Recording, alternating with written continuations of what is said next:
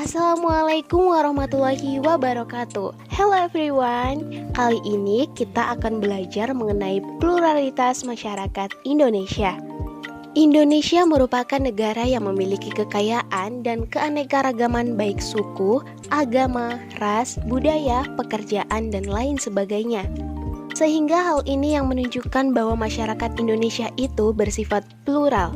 Kata plural berasal dari bahasa Inggris yang memiliki arti jamak, sedangkan pluralitas berarti kemajemukan. Sehingga pluralitas memiliki arti yang sama dengan kemajemukan masyarakat Indonesia. Selain istilah pluralitas, terdapat istilah lain yang berhubungan dengan keragaman, yaitu multikultural. Multikultural berasal dari kata multi yang berarti banyak atau lebih dari dua, dan kultur yang artinya kebudayaan. Masyarakat multikultural adalah masyarakat yang memiliki lebih dari dua kebudayaan. Dengan keragaman budaya tersebut berfungsi untuk mempertahankan identitas dan integrasi sosial masyarakat. Berikut adalah keanekaragaman masyarakat Indonesia. Yang pertama, perbedaan agama. Perlu kalian ketahui bahwa di Indonesia merupakan negara yang memiliki masyarakat dengan keyakinan agama yang berbeda-beda. Pernahkah kalian mengamati orang lain dengan keyakinan berbeda sedang melakukan upacara keagamaan? Tentu kalian akan menemukan banyak perbedaan. Mungkin kalian merasa asing dengan upacara persembahyangan agama yang berbeda dengan agama yang kalian yakini. Hal ini menjadi wajar karena setiap agama memiliki tuntunan dalam melaksanakan persembahyangan atau upacara keagamaan yang berbeda. Adapun perbedaan dalam agama diantaranya yaitu meliputi tempat, tata cara, maupun kegiatan yang dilakukan dalam melakukan ibadah pada masing-masing agama yang diyakini. Mengapa sih kita perlu memahami berbagai kegiatan ibadah agama selain yang kita yakini? Hal ini sangat penting agar dalam diri kita tumbuh sikap saling memahami dan menghargai atau bertoleransi. Toleransi dalam beragama bukan berarti kita mencampur adukan ajaran agama, melainkan saling menghormati dan membantu menciptakan keamanan dan kenyamanan umat beragama lain dalam beribadah. Terdapat 6 agama yang diakui di Indonesia. Yang pertama, agama Islam. Yang kedua, agama Kristen Protestan. Yang ketiga, agama Kristen Katolik. Yang keempat, agama Hindu. Yang kelima, agama Buddha. Dan yang keenam adalah agama Konghucu. Agama Islam. Pada saat ini, agama Islam merupakan agama yang diyakini oleh sebagian besar masyarakat Indonesia. Menurut data terbaru dari Kementerian Dalam Negeri pada bulan Juni 2021, sebanyak 86,88% penduduk Indonesia beragama Islam. Sebelum masuknya agama Islam di Indonesia, agama Hindu dan agama Buddha terlebih dulu berkembang sekitar pada abad keempat Masehi. Kemudian diikuti oleh perkembangan kerajaan-kerajaan bercorak Islam sekitar pada abad ke-7 Masehi. Umat Islam memiliki hari-hari besar yang diperingati setiap tahun, seperti Hari Raya Idul Fitri, Idul Adha, Hari Raya Hijriah, peringatan Maulid Nabi, dan hari turunnya Al-Quran. Dan adapun hari Jumat yang setiap minggu menjadi hari besar, yaitu semua laki-laki wajib melaksanakan sholat Jumat di masjid. Agama Kristen Protestan. Agama Kristen Protestan berkembang di Indonesia selama masa kolonial Belanda, sekitar abad ke-16. Pada abad ke-20, Kristen berkembang dengan sangat pesat, yang ditandai dengan kedatangan para misionaris dari Eropa ke beberapa wilayah di Indonesia, seperti di wilayah barat Papua, Sumatera Utara, dan Jawa. Agama Kristen Katolik. Agama Kristen Katolik telah masuk ke Indonesia, tepatnya di Sumatera Utara sekitar abad ke-8. Bukti kuat kedatangan agama Katolik yaitu bersamaan dengan penjelajahan bangsa-bangsa barat ke Indonesia seperti bangsa Portugis yang kemudian diperkuat dengan kedatangan bangsa Spanyol. Adapun hari-hari besar yang diperingati oleh umat Katolik seperti Hari Raya Natal setiap tanggal 25 Desember dan hari penting yang selalu diperingati yaitu seperti Hari Raya Paskah dan Hari Raya Kenaikan Isa Al-Masih. Agama Hindu. Agama Hindu diperkirakan telah masuk ke Indonesia sejak awal abad Masehi, ditandai dengan berdirinya kerajaan Kutai dan Tarumanegara yang bercorak Hindu. Beberapa upacara keagamaan pada hari-hari penting agama Hindu, misalnya Hari Raya Galungan, Hari Raya Nyepi, dan Hari Saraswati. Agama Hindu kaya akan berbagai upacara atau tradisi keagamaan. Tradisi-tradisi warisan agama dan kebudayaan agama Hindu juga mempengaruhi kebudayaan Indonesia yang masih berkembang hingga saat ini. Agama Buddha.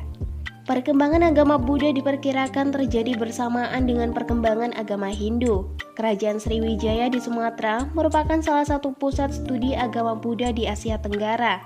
Beberapa upacara keagamaan yang dapat kalian kenal misalnya Hari Raya Waisak dan Ulam Bana. Agama Konghucu. Kehadiran agama Konghucu di Indonesia telah berlangsung berabad-abad lamanya. Umat Konghucu banyak memiliki hari penting, tetapi hari raya yang terkenal dan telah menjadi hari libur nasional di Indonesia adalah Hari Raya Imlek. Jauh sebelum agama Islam, Kristen Protestan, Kristen Katolik, Hindu, Buddha, dan Konghucu berkembang, di Indonesia telah berkembang berbagai aliran kepercayaan. Kedua, perbedaan kebudayaan. Menurut A.B. Taylor, budaya adalah suatu keseluruhan yang kompleks meliputi kepercayaan, kesusilaan, seni, adat istiadat, hukum, kesanggupan, dan kebiasaan lainnya yang dipelajari oleh manusia sebagai bagian dari masyarakat.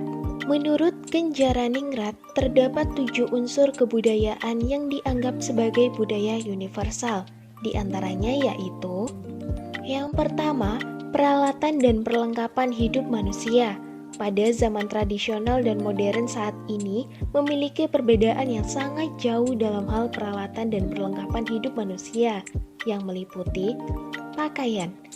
Dulu pakaian tradisional sangat sederhana, sedangkan sekarang pakaian mengikuti perkembangan zaman yang modern, terlihat modis dan fashionable, sehingga pakaian tradisional biasanya hanya dikenakan pada saat acara-acara atau kegiatan tertentu, seperti acara pernikahan. Selanjutnya yaitu rumah. Rumah menjadi salah satu tempat tinggal yang penting bagi manusia. Perbedaan antara rumah tradisional dan modern terletak pada model dan gaya rumah dan juga konstruksi bangunan yang dipakai. Selanjutnya yaitu peralatan rumah tangga. Jika dulu pisau dibuat dari batu yang dipipihkan sehingga bisa digunakan sebagai alat untuk memotong sesuatu, sekarang pisau terbuat dari bahan stainless steel dan lebih bisa bertahan lama. Selanjutnya yaitu alat transportasi. Pada zaman tradisional, alat transportasi yang digunakan sangat sederhana dan lebih memanfaatkan tenaga hewan dan manusia, seperti kuda yang dijadikan delman, becak, dan juga tenaga sapi sebagai pengangkut barang-barang. Sedangkan transportasi sekarang telah berkembang sangat pesat seiring berkembangnya teknologi, yaitu terdapat motor, mobil, pesawat, kereta, dan lain-lain. Yang kedua, mata pencaharian hidup dan sistem ekonomi. Sebelum masa globalisasi modern seperti sekarang, dahulu mata pencaharian dan sistem ekonomi masyarakat Indonesia sangatlah sederhana. Contohnya seperti ingin mendapatkan sesuatu, masyarakat menggunakan sistem barter atau saling tukar-menukar baik barang maupun bahan makanan.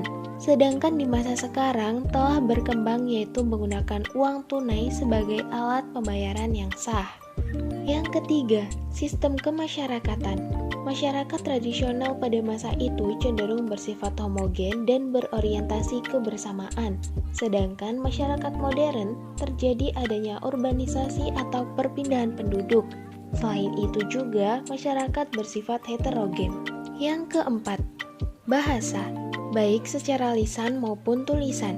Masyarakat pada masa tradisional masih berkomunikasi secara langsung kepada orang lain untuk menyampaikan sesuatu atau kabar berita. Dan apabila secara tulisan, mereka masih mengandalkan kotak surat untuk berkabar secara jarak jauh. Dan sebelum mengenal adanya kertas, mereka menulis maupun menggambar di atas batu dan juga daun lontar.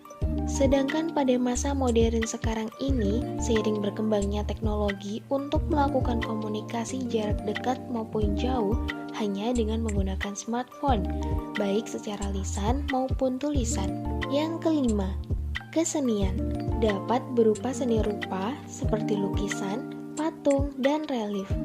Seni suara. Seni suara dapat dihasilkan dari alat musik dan juga kemampuan dalam bernyanyi. Selanjutnya yaitu seni gerak yang dapat berupa tarian. Yang keenam, sistem pengetahuan. Pada masa dulu untuk mendapatkan pengetahuan sangatlah sulit, terutama pada zaman sebelum kemerdekaan. Banyak sekali masyarakat yang masih buta huruf, namun saat ini seiring perkembangan zaman sangatlah berpengaruh terhadap dunia pendidikan, sehingga masyarakat bisa mendapatkan pendidikan baik secara formal maupun non-formal. Yang ketujuh, religi atau sistem kepercayaan. Pada zaman dahulu di Indonesia hanya terdapat sekitar 2-3 kepercayaan yang dianut oleh masyarakat. Namun sekarang terdapat 6 kepercayaan yang telah resmi diakui dan berkembang di Indonesia dan dianut oleh masyarakat Indonesia. Kemudian apa saja sih yang mempengaruhi perbedaan budaya masyarakat Indonesia? Banyak hal yang mempengaruhi perbedaan budaya masyarakat Indonesia. Di antaranya yaitu perbedaan lokasi. Kalian bandingkan bentuk rumah asli masyarakat Jawa dengan Kalimantan. Perbedaan kondisi alam di Jawa dan Kalimantan menyebabkan perbedaan hasil kebudayaan berupa rumah. Selanjutnya yaitu perbedaan agama atau kepercayaan. Perbedaan kepercayaan juga menghasilkan budaya, seperti agama Hindu dan Buddha. Kalian dapat menemukan berbagai candi, patung, dan relief peninggalan kerajaan masa Hindu-Buddha di pusat-pusat kerajaan tersebut. Pusat-pusat kebudayaan pada masa kerajaan Hindu-Buddha di Sumatera dapat kalian temukan di Riau, Jambi, Sumatera Utara, Sumatera Barat, Sumatera Selatan, dan Lampung. Adapun di Pulau Jawa kalian dapat menemukan di Bogor, Bandung, Yogyakarta, Surakarta, Malang, dan Mojokerto. Ketiga, perbedaan suku bangsa. Bangsa Indonesia memiliki lebih dari 300 kelompok etnik atau suku bangsa. Suku Jawa adalah kelompok suku terbesar di Indonesia dengan jumlah mencapai 41% dari total populasi.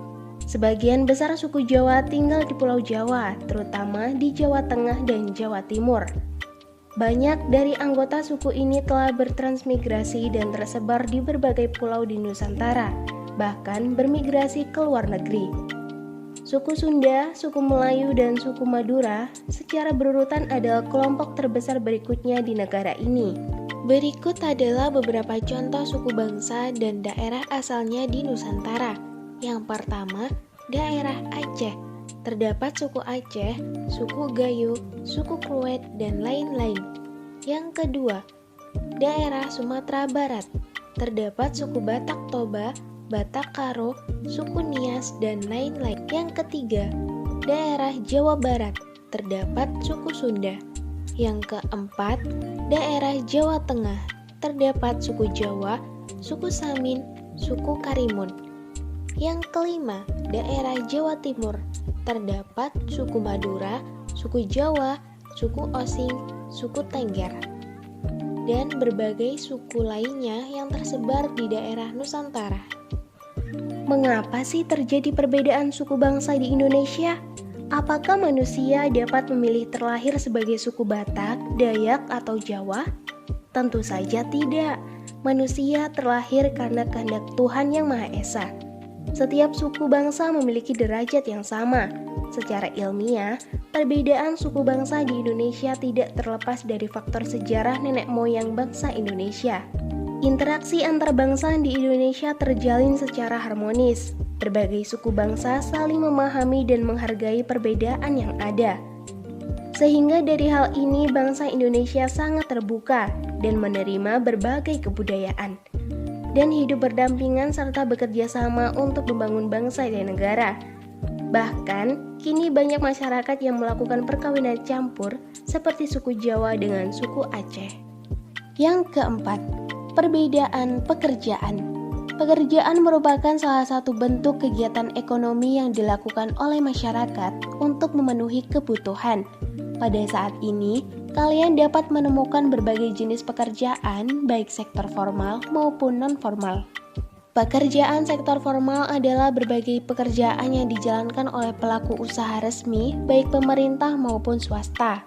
Para karyawan perusahaan, pegawai kantor bank, pegawai pemerintah, dan guru merupakan contoh pekerjaan pada sektor formal.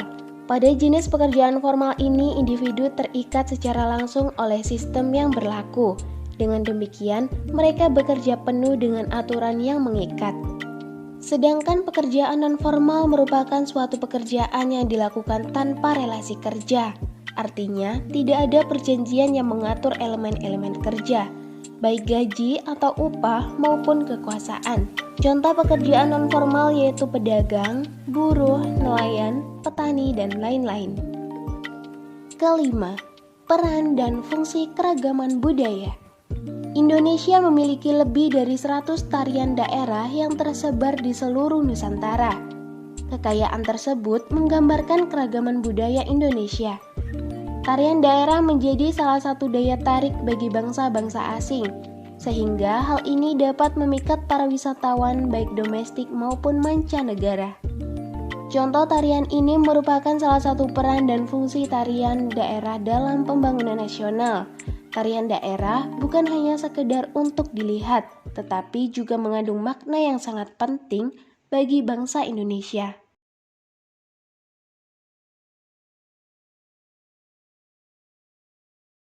Berikut adalah peran dan fungsi keragaman budaya dalam pembangunan nasional.